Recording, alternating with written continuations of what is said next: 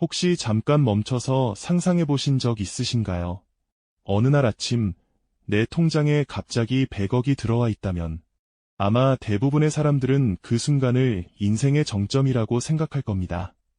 모든 고민이 사라지고 가족과 함께 평생 행복하게 살 수 있을 거라고. 그런데 놀라운 사실이 하나 있습니다. 미국에서 진행된 한 연구에 따르면 거액의 로또 당첨자 중 약 70%가 5년 안에 파산하거나 당첨 전보다 더 비참한 상황에 놓인다고 합니다. 분명 인생을 바꿀 행운이었는데 왜 그들의 삶은 오히려 무너졌을까요? 단순히 돈을 흥청망청 써서 그런 걸까요? 아니면 우리가 모르는 더 깊은 이유가 있는 걸까요? 오늘 이야기를 끝까지 들으시면 어쩌면 당신은 살면서 한 번쯤은 꿈꿔봤던 그 환상에 대해 완전히 다른 시선을 갖게 되실 겁니다. 당첨이 확정된 그 순간을 떠올려 봅시다. 손에 쥔 종이 한 장이 갑자기 수십억의 가치로 바뀌는 그 짧은 시간. 사람의 뇌는 그 충격을 제대로 처리하지 못합니다. 심장이 빨라지고 손이 떨리고 며칠 동안 잠을 이루지 못하는 사람도 많습니다. 어떤 당첨자는 며칠 동안 당첨된 사실을 누구에게도 말하지 못하고 종이 한 장을 품에 안고 잠들었다가 다음날 아침 사라졌을까 봐 불안해서 다시 확인했다고 합니다. 그런데 이 시점부터 이미 문제가 시작됩니다. 우리 뇌에는 적응이라는 기능이 있습니다. 쉽게 말하면 아무리 좋은 일이 생겨도 시간이 지나면 그 행복감이 점점 무뎌지는 현상입니다. 처음엔 외제차 한 대만 있어도 세상을 다 가진 것 같지만 한 달만 지나면 그건 그냥 내 차가 됩니다. 더 좋은 것, 더 자극적인 것을 찾게 되는 거죠. 문제는 통장에 돈이 너무 많다는 겁니다. 보통 사람이라면 절대 시도하지 못할 소비를 아무런 저항감 없이 시작하게 됩니다. 실제로 파산한 당첨자들의 첫 번째 공통된 실수가 바로 여기에 있습니다. 당첨 직후에 무분별한 소비. 명품 매장에 들러서 가격을 보지 않고 카드를 긁고 친구들을 불러 모아 매일 밤 고급 레스토랑을 전전하고 가족 모두에게 새 차를 한 대씩 사주는 일이 흔하게 벌어집니다. 본인은 그저 이 정도는 괜찮아라고 생각합니다. 50억이 있는데 한 달에 5천만 원 쓰는 게 뭐 어떻냐는 거죠. 그런데 여기서 사람들이 놓치는 게 하나 있습니다. 한번 올라간 소비 수준은 절대 다시 내려오지 않는다는 사실입니다. 이걸 어려운 말로는 라이프 스타일 인플레이션이라고 하는데요. 쉽게 말해 한번 좋은 걸 맛보면 그 아래로는 만족이 안 되는 현상입니다. 처음엔 한 달 5천이었던 게 1억이 되고 1억이 2억이 되는 데는 생각보다 오래 걸리지 않습니다.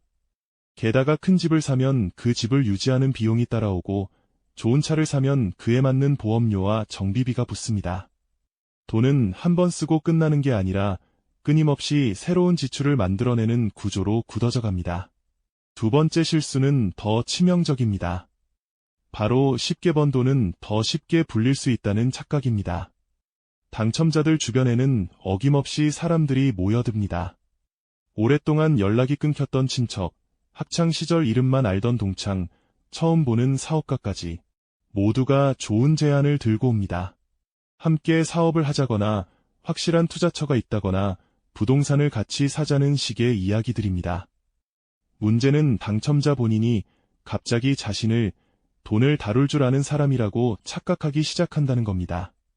사실 로또에 당첨된 건 능력이 아니라 운입니다.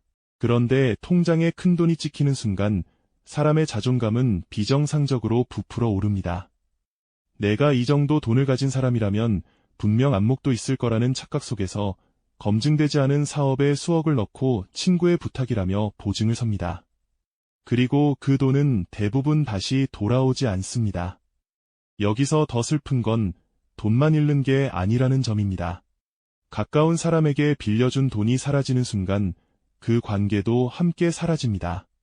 형제끼리 등을 돌리고 부모 자식 사이에 소송이 벌어지고 평생 친구였던 사람이 어느 날 연락을 끊습니다. 당첨자들이 가장 많이 후회하는 부분이 바로 이겁니다. 차라리 돈을 안 빌려줬으면 사람은 잃지 않았을 텐데, 그런데 이미 늦었습니다. 돈은 사라졌고, 사람도 떠났고, 남은 건 텅 빈 집과 자기 자신뿐입니다. 어떤 당첨자는 인터뷰에서 이렇게 말했습니다. 돈이 들어오기 전에는 가난해도 외롭지 않았는데 돈이 들어오고 나서는 부자가 되어도 곁에 아무도 없더라고. 그 말 속에는 돈으로는 절대 살 수 없는 사람과 사람 사이에 진심이 빠져 있었습니다. 세 번째 실수는 모든 걸 무너뜨리는 마지막 단계입니다. 돈이 줄어드는 걸 보면서 그 현실을 직시하지 못하고 도피하기 시작하는 겁니다. 사람의 뇌는 큰 손실을 받아들이는데 약합니다. 어려운 말로 손실 회피 편향이라고 하는데요. 쉽게 말하면 똑같은 1억이라도 얻는 기쁨보다 잃는 고통이 훨씬 더 크게 느껴진다는 뜻입니다. 그래서 잃은 돈을 한 번에 되찾고 싶은 마음에 더 큰 도박에 손을 댑니다. 카지노에 빠지거나 하이리스크 투자에 모든 걸 걸거나 혹은 술과 약물에 의존하면서 현실에서 도망칩니다. 매일같이 술을 마시고 통장 잔고를 확인하지 않고 우편함에 쌓이는 빚 독촉장을 그대로 방치합니다. 그렇게 1년, 2년이 지나면 정말로 모든 게 끝나 있습니다. 집은 경매에 넘어가고 가족은 흩어지고 본인은 거리에 나앉게 됩니다. 한때 수십억을 손에 쥐었던 사람이 몇 년 만에 하루 끼니를 걱정하는 처지가 되는 겁니다. 그리고 그제야 깨닫습니다. 자신이 진짜 잃은 건 돈이 아니라 평범했던 일상 그 자체였다는 사실을. 여기서 한 가지 꼭 짚고 넘어가야 할 게 있습니다. 이 사람들이 특별히 어리석거나 의지가 약하거나 도덕적으로 문제가 있어서 이렇게 된 게 아니라는 점입니다. 평범하게 직장을 다니고 가족을 사랑하고 성실하게 살아온 사람들이 대부분이었습니다. 다만 그들은 한 가지 사실을 몰랐을 뿐입니다. 돈은 단순한 종이가 아니라 사람의 마음 가장 깊은 곳에 있는 욕망과 두려움을 끌어올리는 도구라는 사실. 갑자기 큰 돈이 생기면 평소에는 보이지 않던 자기 안의 약한 부분이 그대로 드러납니다. 통제력이 약한 사람은 더 약해지고 외로운 사람은 더 외로워지고 인정받고 싶은 사람은 그 욕구가 폭발합니다.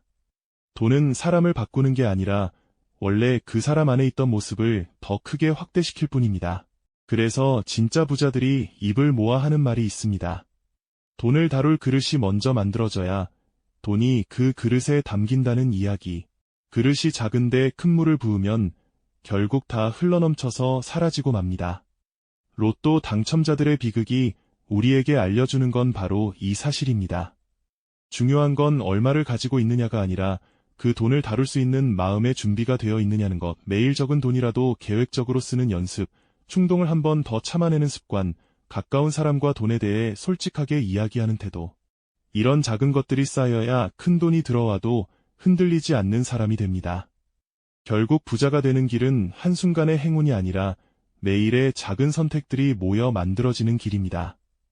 어쩌면 우리가 진짜 부러워해야 할 건 로또에 당첨된 사람이 아니라 자기 인생을 천천히 만들어가는 사람일지도 모릅니다.